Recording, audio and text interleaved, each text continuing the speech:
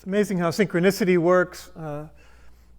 I'd gotten a little pile of books that I was going to take with me on my cruise, and then just a few days before that, I was up at the White Plains Zendo with Russ Michael, who's going to become a sensei in April.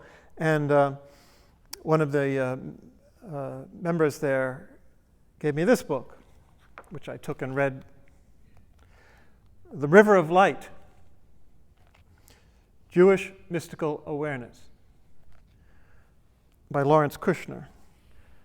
Special anniversary edition. So apparently it's a classic, at least in Jewish circles, so I guess some of you have heard of it. And it's rightfully so, as I know now having read it. But I'd like to, well, read some of it, but also just speak about this very notion of a river of light, because it's very expressive. And, you know, often in spiritual traditions, you speak about rivers or torrents, of that's an image for reality or the energy of the absolute or whatever, or light, but you don't too often find them together. River of light. Light is perhaps more static, and river are more in motion, and obviously they should be going together, or they can go together. Then I thought of this in certain circles, famous medieval Christian mystic Mechthild von Magdeburg, who wrote a treatise called Das fließende Licht der Gottheit, which means the flowing light of the Godhead. So there you go. It is there. But I'd like to, develop the image a little bit.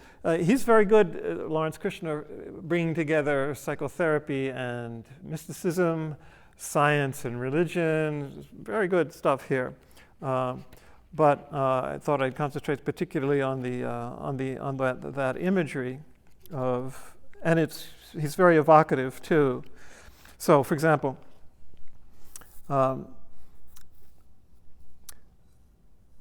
This other dimension, this deeper dimension, is not merely concealed. It flows softly beneath the surface of everything. It moves beneath what is apparent and animates it. Indeed. It fills the world with undreamed of potential meaning, for since it is beneath everything, it joins everything. It's an untamed primeval motion, a primary process that seems to sparkle through ordinary things. There's that sparkle. We talked about sparkle before. And it's ordinary things and events and moments of great insight, beauty, and genius. That can be a way in. It's reflected sunlight on water. We're going to come back to that. The dancer who dances with such intensity that self-consciousness is left behind. We've talked about that too, right? The dancer in the dance. I give a whole teisho on that. The musicians in the orchestra who play with such devotion that their combined music is greater than the sum of their individual contributions.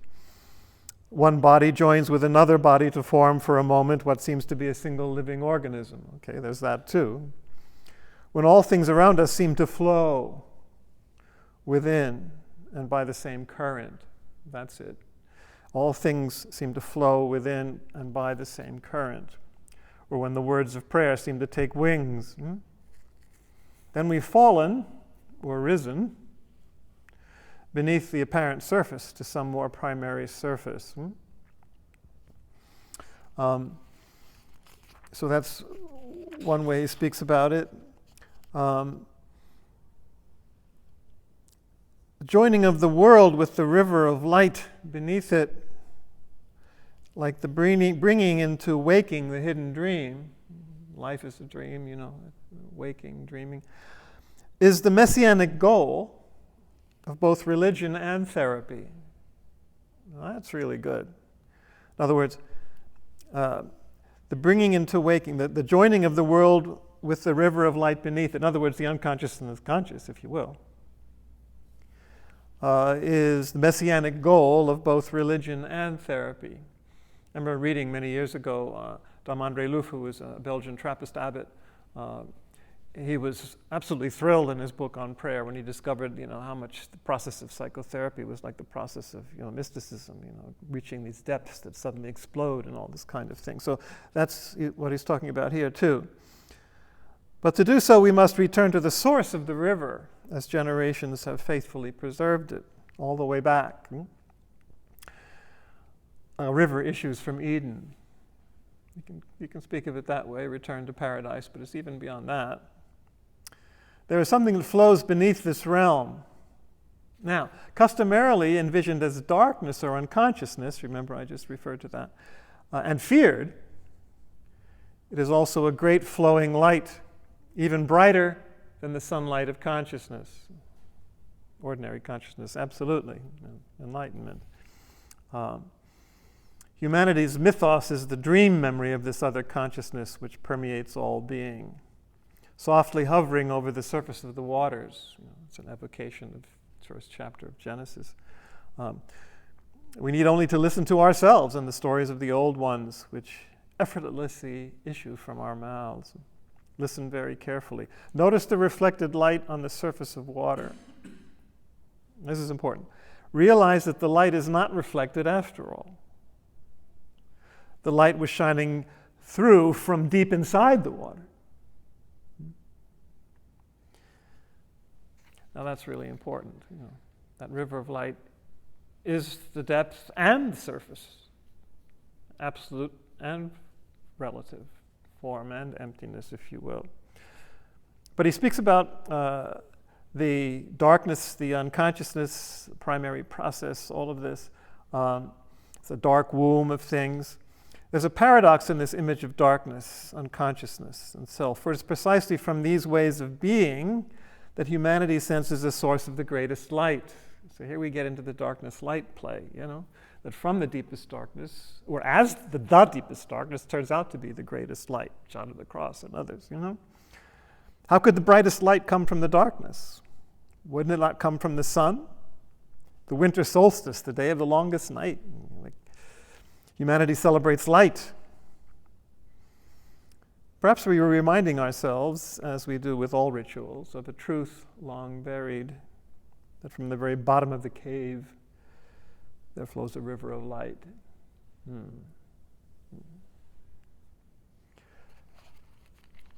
Which brings us to Zen. The Sandokai, the identity of absolute and relative. There's a verse in there which Roshi Glassman considers the core of the Sandokai. The subtle source is clear and bright. So there you have both, the river and the light. The subtle source is clear and bright, and the branching streams flow in the dark. So there you have the dark and the stream brought together. In fact, Shunryu Suzuki has a whole book on this. The title of it is "The Branching Streams Flow in the Darkness." So it's a quote from this Sandokai. So what is the subtle source, Bernie Glassman asks.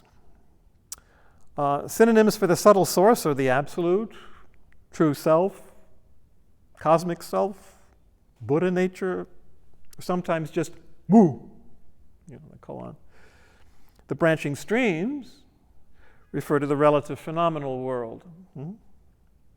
So the two describe what is from two different perspectives, the subtle source and the branching streams. But notice, it's one reality. The absolute and relative identity. Clear and bright tells us the source can't be defiled. That's important. There's a very, very telling verse in the Book of Wisdom, the scripture, that says the absolute wisdom it penetrates all things and is not defiled. Nothing defiled enters into her, but she penetrates all things. So you see, everything is pure that she enters, and she's everywhere. So this is beyond defiled, and we're in the phenomenal world again when we say something is defiled, but in the absolute, things are just what they are.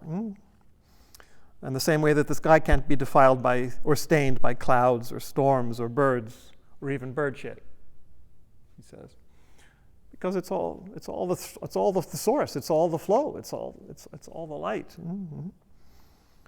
We'd have to return to the sphere of dualism to talk about something being stained or wrong. And there are numerous allusions to bright and dark in this text and throughout Zen literature.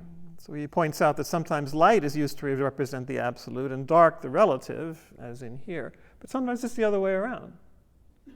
Dark is the absolute, and the light is what's more visible in the relative. So it's, it works both ways. The river of light in that sense. So the important implication of these two lines is that the absolute and the relative are not one and not two. The river of light is everything, absolute and relative identity. The absolute is the relative is the absolute. So, therefore, the subtle source is also dark, while the branching streams are also clear and bright, the opposite of what is said directly. And then he also says, often we have no difficulty seeing the branching streams, but we don't see the source from which they flow. And that's the case of most people, or how we all start out. We don't see the source, we just see the branches. Nevertheless, those streams, those phenomena, are nothing other than the subtle source. When you wake up, when you have enlightenment, that's what you experience. The flowing is not separate from what it flows through. So that's important. At the very end of the River of Light, he says something very similar. This is the very end before the epilogue. See once again, gently pulsing beneath all things, a river of light. Permit it to rise to the surface. Realize that the one gazing at the river and the river are one. So you're the river of light who's seeing the river of light. We are the light is the last line. We are the light.